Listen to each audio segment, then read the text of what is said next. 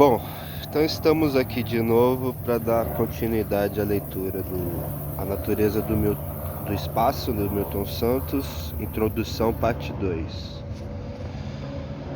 Então vamos lá. No caso vertente, o que se busca é uma caracterização precisa e simples do espaço geográfico, liberta do risco das analogias e das metáforas, como lembra Dominique Lecourt. As metáforas e as analogias devem ser analisadas e referidas ao seu terreno de origem. O brilho literário das comparações nem sempre é sinônimo de enriquecimento conceitual. A partir da noção de espaço como um conjunto indissociável de sistemas de objetos e sistemas de ações, podemos reconhecer suas categorias analíticas internas. Entre elas estão a paisagem, a configuração territorial, a divisão territorial do trabalho, o espaço produzido ou produtivo, as rugosidades e as formas conteúdo. Da mesma maneira, e com o mesmo ponto de partida, levanta-se a questão dos recortes espaciais, propondo debates de problemas como o da região e o do lugar, o das redes e das escalas. Paralelamente, impõe-se a realidade do meio com seus diversos conteúdos em artifício e a complementaridade entre uma tecnosfera e uma psicoesfera.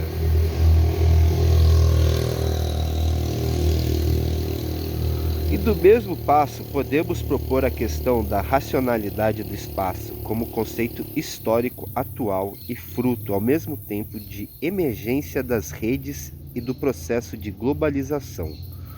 O conteúdo geográfico do cotidiano também se inclui entre esses conceitos constitutivos e operacionais, próprios da realidade do espaço geográfico, junto à questão de uma ordem mundial e de uma ordem local. O estudo dinâmico das categorias internas, acima enumeradas, supõe o reconhecimento de alguns processos básicos, originariamente externos ao espaço: a técnica, a ação, os objetos, a norma e os eventos, a universalidade e a... Não, porra, então é coisa pra cacete. O estudo dinâmico das categorias internas acima enumerados supõe o reconhecimento de alguns processos básicos originariamente externos ao espaço: a técnica, a ação, os objetos, a norma e os eventos, a universalidade e a particularidade, a totalidade e a totalização, a temporalização e a temporalidade, a idealização e a objetivação, os símbolos e a ideologia. A coerência interna da construção teórica depende do grau de representatividade dos elementos analíticos ante o objeto estudado. Em outras palavras, as categorias de análise, formando o sistema, devem esposar o conteúdo existencial, isto é, devem refletir a própria ontologia do espaço, a partir de estruturas internas a ele. A coerência externa se dá por intermédio das estruturas exteriores consideradas abrangentes e que definem a sociedade e o planeta, tomados como noções comuns a toda a história e a todas as disciplinas sociais, e sem as quais o entendimento das categorias analíticas internas seria impossível. A centralidade da técnica reúne as categorias internas e externas, permitindo empiricamente assimilar coerência externa e coerência interna. A técnica deve ser vista sob um tríplice aspecto: como reveladora da produção histórica da realidade, como inspiradora de um método unitário, afastando dualismos e ambiguidades, e, finalmente, como garantia de conquista do futuro, desde que não nos deixemos ofuscar pelas técnicas particulares e sejamos guiados em nosso método pelo fenômeno técnico visto filosoficamente, isto é, como um todo. A partir de tais premissas, esse livro deseja ser uma contribuição geográfica à produção de uma teoria social crítica, e em sua construção privilegiamos 4 momentos. No primeiro, tentamos trabalhar com as noções fundadoras do ser do espaço, suscetíveis de ajudar a encontrar sua buscada ontologia, a técnica, o tempo, a intencionalidade materializados nos objetos e ações. No segundo momento, retomamos a questão ontológica, considerando o espaço como forma-conteúdo. No terceiro momento, as noções acima estabelecidas são revisitadas à luz do presente histórico, para apreendermos a constituição atual do espaço e surpreendermos a emergência de conceitos, cujo sistema é aberto e cuja dialética, nas condições atuais do mundo, repousa na forma hegemônica e nas demais formas de racionalidade. No quarto momento, o reconhecimento de racionalidades concorrentes em face da racionalidade dominante revela as nossas perspectivas de método e de ação, autorizando mudanças de perspectiva quanto à evolução espacial e social, e aconselhando mudanças na epistemologia da geografia e das ciências sociais como um todo. Esses 4 momentos darão as 4 grandes divisões do livro, cuja arquitetura prevê 15 capítulos. A primeira parte, intitulada Uma ontologia do espaço, noções fundadoras, trata da natureza e do papel das técnicas, capítulo 1, e do movimento da produção e da vida através dos objetos e das ações, capítulo 2.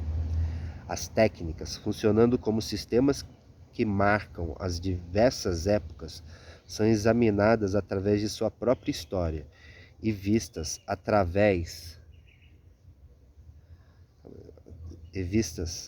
não apenas do seu aspecto material, mas também nos seus aspectos imateriais.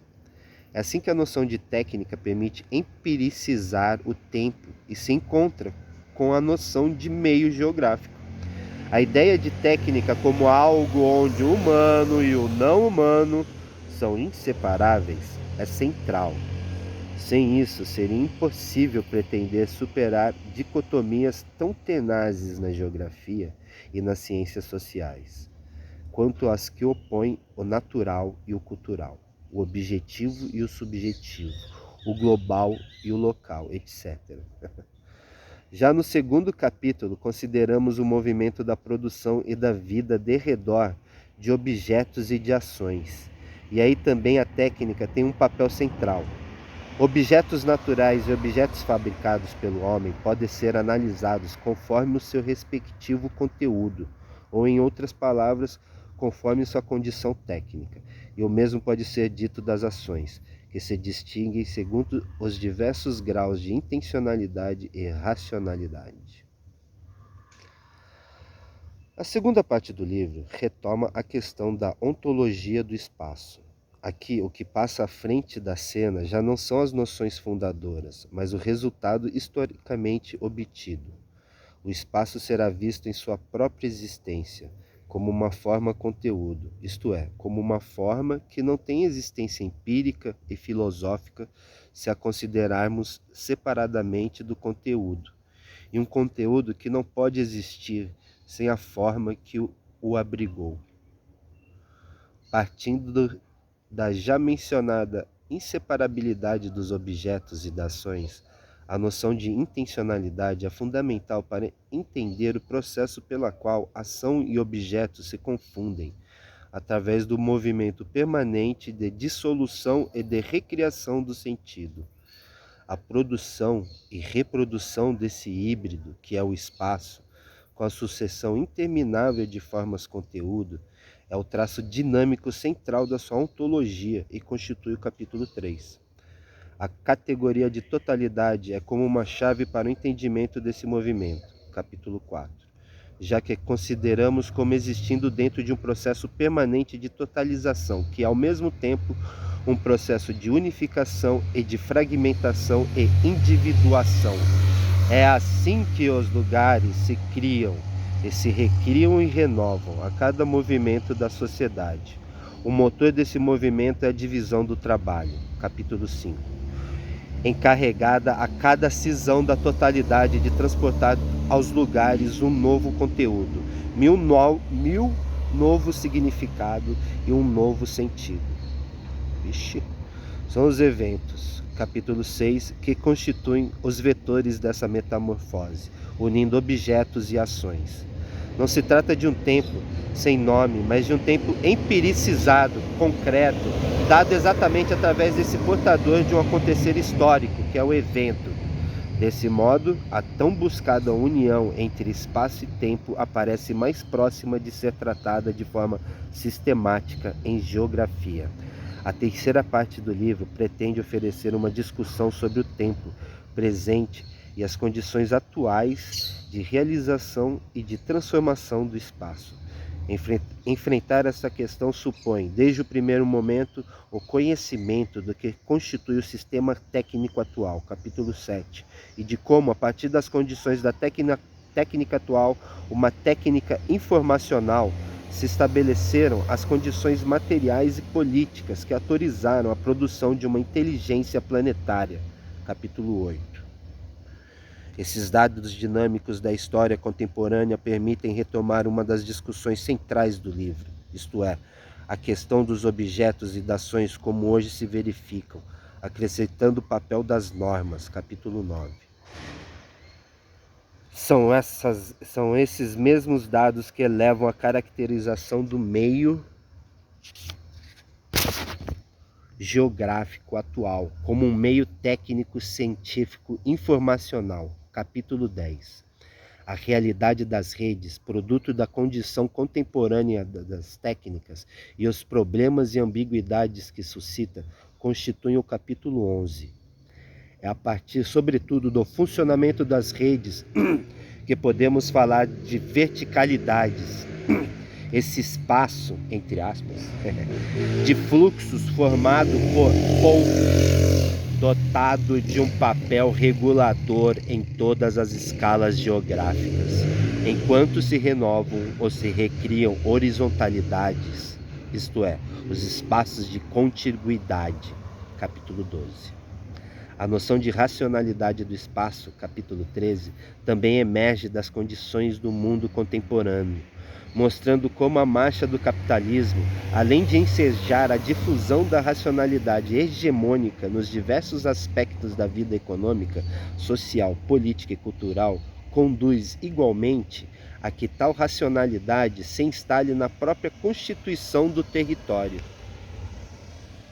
A quarta parte do livro não foi concebida como uma conclusão, mas como ela cuida de perspectivas. Pode parecer uma. Essa parte do livro trata do que estamos chamando aqui de força do lugar. O capítulo 14 busca mostrar as relações entre o lugar e o cotidiano, revelando os usos contrastados do mesmo espaço segundo as diversas perspectivas que se abrem aos diferentes atores. Esse capítulo aponta na direção de uma ruptura epistemológica, já que se surpreendem evidências da efetividade de contrarracionalidades e de racionalidades paralelas, que se levantam como realidades ante a racionalidade hegemônica e apontam caminhos novos e insuspeitados ao pensamento e à ação. A mesma ideia inspira o capítulo 15, intitulado Ordem Universal, Ordem Local.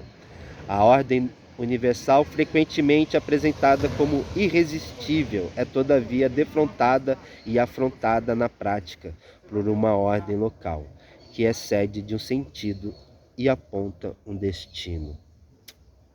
Isso aí, galera. Aqui acabamos a introdução do excelente livro, do excelente cara, que é o Milton Santos.